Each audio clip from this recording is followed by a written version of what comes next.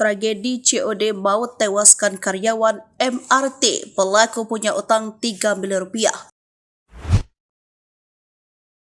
Tragedi COD maut tewaskan karyawan MRT, pelaku punya utang 3 miliar rupiah, pura-pura beli Fortuner korban. Sebuah tragedi COD berujung maut terjadi di Jakarta Timur. Seorang karyawan MRT tewas setelah melakukan COD dengan orang yang mengaku mau membeli mobilnya. Korban bernama Disa Dwiarto, 34 tahun, seorang karyawan di PT MRT Jakarta. Jasad Disa ditemukan mengambang di aliran Kanal Banjir Timur, Cakung Barat, Jakarta Timur.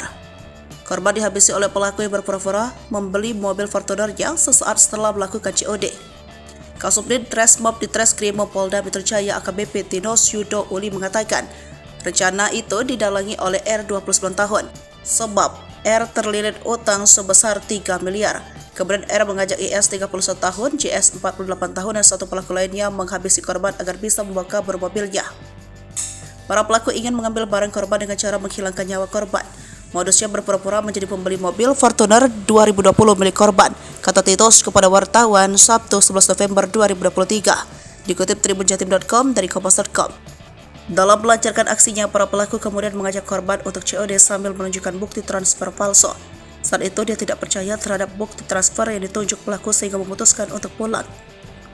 Rupanya para pelaku yang saat itu mengantarkan korban pulang langsung mengeksekusinya di dalam mobil.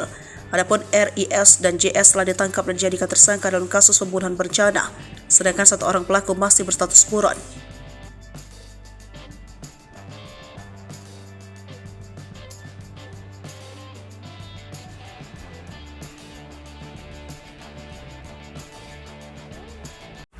Download Tribun X sekarang, menghadirkan lokal menjadi Indonesia.